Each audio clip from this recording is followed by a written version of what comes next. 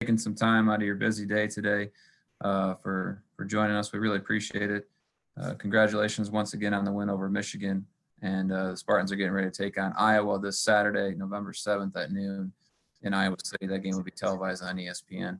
We'll take questions in the chat, and Coach Burton has about 10 minutes or so today before he's got to get back at it. So we'll start with Chris Solari from the Detroit Free Press. Chris?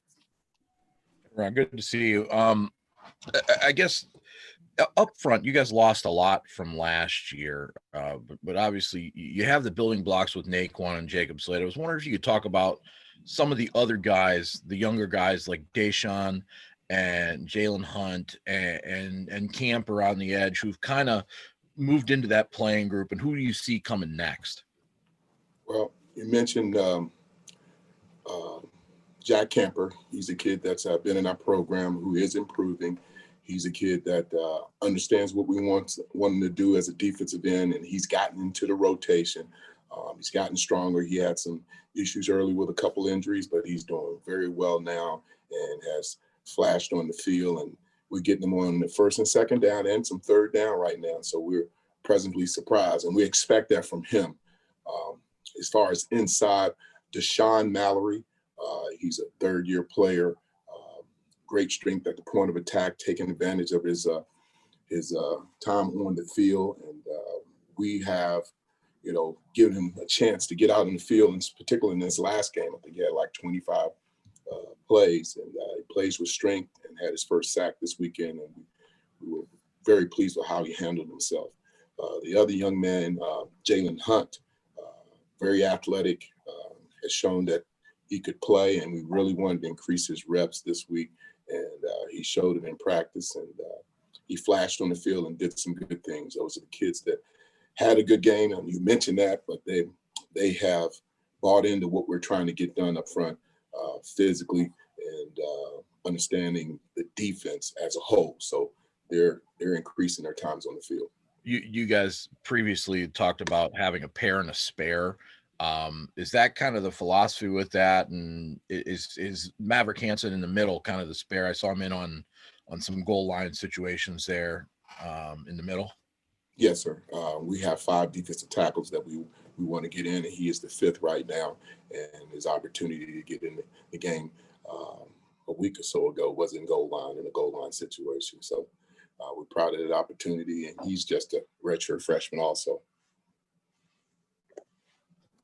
Next question is from Matt Wenzel with M Live. Hey, Ron, we saw Drew have a pretty good start as against Rutgers as far as taking over in that role, and Jacob looked like he was a little more active against Michigan than he was in the opener. What did you see from those two guys' first 2 games? You're going in and out in there. I can hardly hear you, but you mentioned Drew Beasley. Yeah. I just said Drew was pretty active. Beasley. Go ahead. I'm sorry. Yes, he was. Yes, sir. Yes, he was. He's a starter. He's shown that he can play in every down situation, whether that's inside or out, and we're proud of that. Very disruptive on the field, and he is doing what seniors are supposed to do, have their best years right now, and he has shown that. Uses his hands very well in a pass rush situation that was disruptive in there. You mentioned Jacob Slade. Jacob has really been consistent inside as a defensive tackle for us. One of our smart players, one of our leaders on our team, and he's a young man that's only going to get better. But he took another step this weekend versus Michigan and showed that we can lean on him, and he continues to grow and does a great job. We're very proud of how he handled himself in this particular game.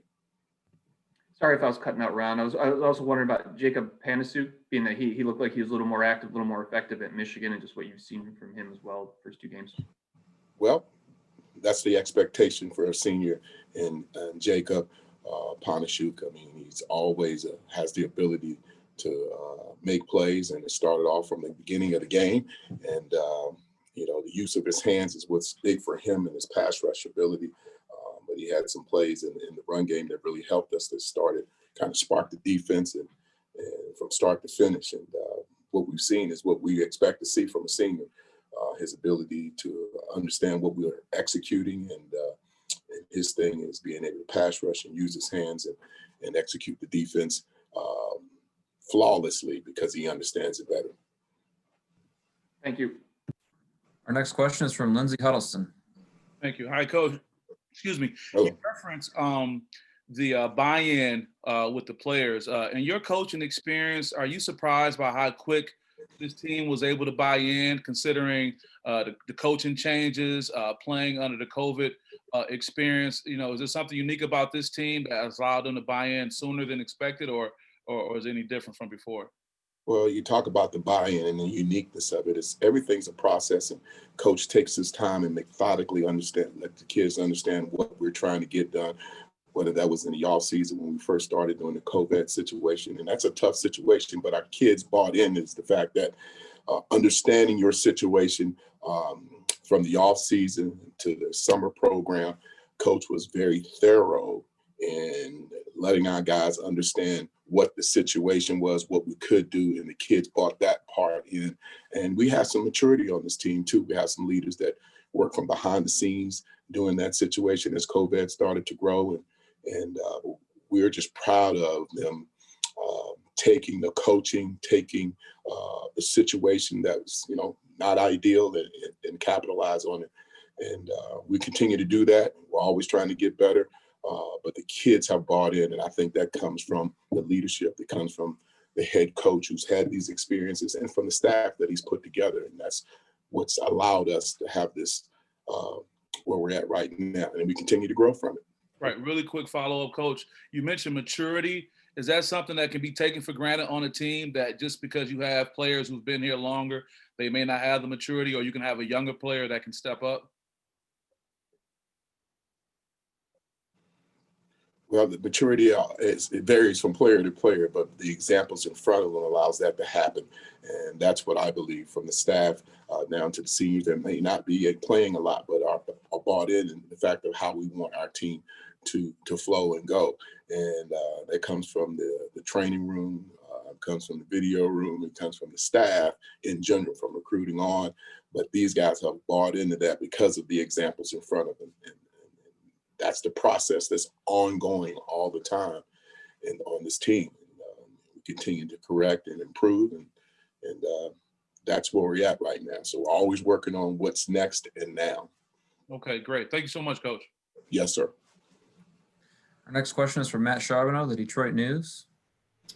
Hey, Ron, I want to ask you about the pass rush in general. While there's not a ton of sacks being piled up, but it feels like the pass rush has been effective in making that quarterback uncomfortable, having to get rid of the ball quickly. Have you been happy with what you've seen in that pass rush so far? Is it about where you expected, and how much better do you think it can get? Well, we think it can get a lot better, but working together as a defensive front and a good pass rushing team has the ability to pass rush with a four-man rush, and that's what we're constantly harping on, is your ability to understand the protections that's going on in front of you, and being able to keep the quarterback in the pocket and make him feel the pressure, regardless of getting a sack or not, but making him release that ball when he doesn't want to. But working together is the key factor in that all the time, being able to help and pass rush together. And that's what we're harping on and taking those steps forward now. Have you been happy with what you've seen through two games? Did you see a jump from game 1 to game 2 at least? Well, we've seen the jump in understanding what we want to get done. Definitely, you can just want to see more sacks, but the ability and knowing that you're that close to gaining a few more sacks is awesome. But the pressures are there. The hits on the quarterback were improved. So, yeah, it was an improvement from game 1 to game 2 in that scenario. Thanks, Ron. Looks like we have time for a couple more. We'll go back to Chris Lauer, the Detroit Free Press. Kind of wanted to hit on the personnel again with Michael Fletcher. Where is he in his development right now in terms of the long-term ability that he may show versus the short-term issues that he needs to iron out to get more snaps?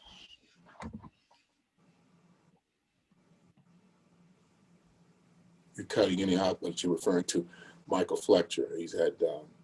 He is in a backup role right now. You've seen him on the field. He has flashed at what we want to get done. We just need him to continue to grow and understanding the defense and getting stronger as a player. And you're going to see more of him in the future as he continues to understand what we're asking him to do. But he's a talent and a young talent that we want to only improve upon. But he has a role right now, and that role will continue to increase as he understands the defense. How about some of the other guys that you guys addressed, Petrosky and Avery Dunn in particular? I mean, Jeff, I saw has been on special teams, but can those guys crack that rotation and make you a little deeper on the edge even? Yes, as they continue to get stronger and in their development, coming in as freshmen, they will them knowingly playing on special teams allow them the opportunity to also gain in some limited roles at their position right now. But next week is here, and you can see them on the field this week. And both of them have special skills right now that they do bring to the table, and we just want them to become complete players. So as they go forward, you will see them in the future, but we want them to get it stronger and more understanding of the defense first. We have time for 2 more questions. We'll go to Stephen Brooks with 24/7 Sports, and then we'll wrap it up with Jim Comparoni with Spartan Magazine. Stephen? Hey, Ron. You kind of just touched on what I wanted to ask about. You did bring in a big freshman class of D linemen. Are there any other guys you feel like are close to playing if you needed them, or just a general comment on sort of where that freshman group is, both the inside guys and the ends? Starting with the inside guys, those guys continue to Kyle King is now moved inside. Simeon Darrow, he's part of the group too. Those guys are still in the development stage, but are getting bigger and stronger and putting on weight right now. We mentioned the outside too, Jeff Petrosky. We mentioned Avery Dunn, and we also have J.R. Robinson that'll be out there too. But those guys are still in the development stage right now. I think the key guys right now that are traveling is Barrow, who may have a chance, Petrosky, and Avery Dunn. But right now, they're still learning and understanding being a college football player. Thank you. Last question, we'll go to Jim Comparoni with Spartan Magazine.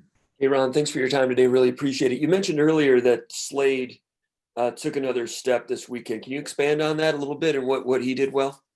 Well, very disruptive, strong at the point of attack, did a great job in the run game, really took on double teams well, and his technique was very sound, and he really disrupted their inside ability to run the ball, and then a great pass rusher with his power moves to get into the quarterback's face would cause some tough throws for the quarterback, and that's what we saw. He was one of the better grades as a group up front, and we're proud of that.